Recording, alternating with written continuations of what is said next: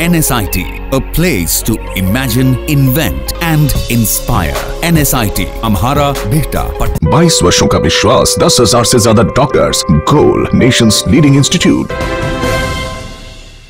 नमस्कार, आप देख रहे हैं सिटी पोस्ट। मैं हूं अभिषेक मिश्रा। मंत्रिमंडल विवाद बिहार की राजनीति को गरमा रहा है और मंत्रिमंडल विवाद को लेकर जेडीयू के अंदर खाने भूचाल और बवाल बढ़ने लगा है, धुआं उठने लगा है, चिंगारी सुलगने लगी है। और धुआं और चिंगारी जब सियासत में सुलगती है, उठती है, तो ये अंदेशा बिल्कुल मजबूत हो जाता है कि तलखी बढ़ने वाली है, सियासत में लड़ाई बढ़ने वाली है, झगड़ा बढ़ने वाला है, कलह तेज हो रही है। धुआं और चिंगारी हम इसलिए कह रहे हैं कि जिस तरीके से बीजेपी ने जेडीयू को आंशिक रूप से भागीदारी का ऑफर दिया और कहा कि सांकेतिक भागीदारी हम देना चाहते हैं। खुद मुख्यमंत्री नीतीश कुमार ने इसका खुलासा किया कि बीजेपी जेडीयू को सांकेतिक भागीदारी देना चाहती थी और जेडीयू के किसी एक सांसद को मंत्री बनाना चाहती थी। हमें यह सांकेतिक भागीदारी मंजूर नहीं था। हमने अपनी पार्टी के लोगों से बातचीत की और पार्टी ने तय किया कि हम सरकार में हिस्सा नहीं होंगे। जेडीयू के अंदर खाने इस बात को लेकर तकलीफ है, आहत है, गुस्सा, नाराजगी सब कुछ है। जिस तरीके से बीजेपी ने जेडीयू को वाजिब भागीदारी नहीं दी है। वाजिब भागीदारी मैं इसलिए कह रहा हूं क्योंकि जेडीयू का यह मानना है कि 16 सीटें हैं, कद बड़ा है पार्टी का, और 6 सीटों वाली रामविलास पासवान को भी एक कैबिनेट मंत्री का पद दिया गया और 16 सीटों वाली जेडीयू को भी एक कैबिनेट मंत्री का पद दिया जा रहा था। तो ये गैर बराबरी है, ये सही सम्मान नहीं था बिहार के मुख्यमंत्री नीतीश कुमार को।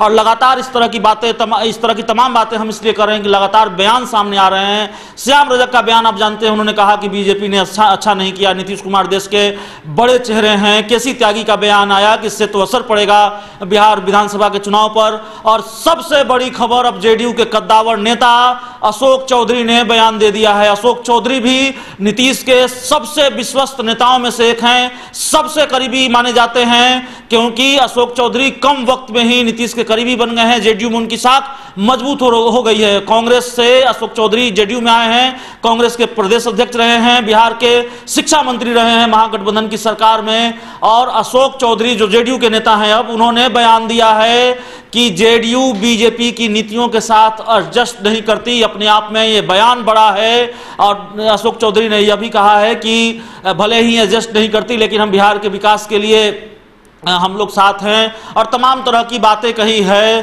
तो सबसे जो अंडरलाइन करने वाली बात है, सबसे ध्यान देने वाली बात है और सबसे महत्वपूर्ण बयान है अशोक चौधरी का कि जेडीयू बीजेपी की नीतियों के साथ एडजस्ट नहीं करती। यह बयान इसलिए महत्वपूर्ण है क्योंकि कई बार सार्वजनिक मौकों पर सार्वजनिक रूप से यह बात जगजाहिर हुई है, कई बार खुलकर यह बात सामने आती रही है कि जेडीयू वाकई एडजस्ट नहीं कर पा रही है, एडजस्ट करने में मुश्किल हो रही है। चाहे वो बीजेपी के नेताओं की ओर से आने वाले बयान हो, वंदे मातरम का नारा हो, विचारधारा की बात हो, राम मंदिर की बात हो, कॉमन सिविल कोड की बात हो, और कॉमन सिविल कोड और राम मंदिर को लेकर आने वाले बयान हो।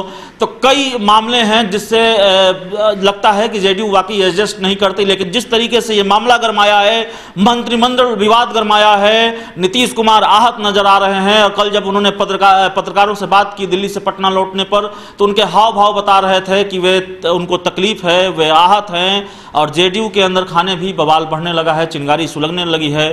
तो इतना आसान नहीं होगा बीजेपी के लिए अब, क्योंकि नीतीश कुमार रूठते नहीं, खिसियाते हैं। नीतीश कुमार तकलीफ में नहीं होते, नीतीश कुमार रूठते नहीं हैं, नीतीश कुमार नाराज हो जाते हैं। और जब नीतीश की नाराजगी बढ़ती है तो राजनीति में सरप्राइज होता है। अब भी कोई सरप्राइज होगा ऐसा हम नहीं कह रहे हैं, ऐसी कल्पना, ऐसा अंदेशा, ऐसे कयास जल्दबाजी हो सकते हैं। लेकिन जिस तरीके से बयान लगातार सामने आ रहे हैं, श्याम रजक का बयान सामने आया, नीतीश कुमार ने खुद कई बार बयान दिया है, दिल्ली में बयान दिया, पटना में बयान दिया, केसी त्यागी जो जेडीयू के महासचिव हैं उन्होंने बयान दिया, अब अशोक चौधरी ने बयान दिया है। तो इन सिलसिलेवार बयानों का मतलब यही है कि जेडीयू के अंदर खाने बवाल और भूचाल बढ़ने वाला है, बढ़ रहा है, नाराजगी बढ़ रही है। जिस तरीके से बीजेपी ने जेडीयू के साथ किया है, उसको उसकी वाजिब हिस्सेदारी केंद्र की सरकार में नहीं दी है और केंद्र की सरकार से बाहर रहने का फैसला जेडीयू को करना पड़ा है। तो बड़ी खबर, अशोक चौधरी के बयान ने और गरमा दिया है जेडीयू के अंदर खाने। इस पूरे मामले को एनडीए के अंदर गर्माहट बढ़ने वाली है, बीजेपी के लिए आसान नहीं होगा जेडीयू को मनाना, समझाना और इस पूरे मामले से पार पाना। इस खबर में इतना ही। अगर आपको हमारी खबर अच्छी लगे तो इसे अपने दोस्तों के साथ शेयर करें, हमारे यूट्यूब चैनल को सब्सक्राइब करें, बेल आइकन जरूर दबा दें ताकि हमारी खबरें सबसे पहले आप तक पहुंचे। प्यार, समर्थन और सहयोग के लिए बहुत बहुत धन्यवाद। क्या आप जानते हैं कि घर बैठे आप अपनी स्वास्थ्य समस्याओं का सलूशन पा सकते हैं सॉफ्टकेयर मोबाइल ऐप के द्वारा। घर पर ब्लड टेस्ट के लिए अच्छे लैब के कंपाउंडर्स को बुला सकते हैं, बीपी जांचने के लिए एक्सपर्ट को बुला सकते हैं, ईसीजी करने के लिए टेक्नीशियन को बुला सकते हैं। साथ ही और भी कई सुविधाएं हैं इस ऐप में। आज ही डाउनलोड करें Softcare mobile app Google Play Store से या वेबसाइट www.softcare.in। अधिक जानकारी के लिए आप संपर्क कर सकते हैं। हमारे फोन नंबर्स हैं 9472981111, 9472982222।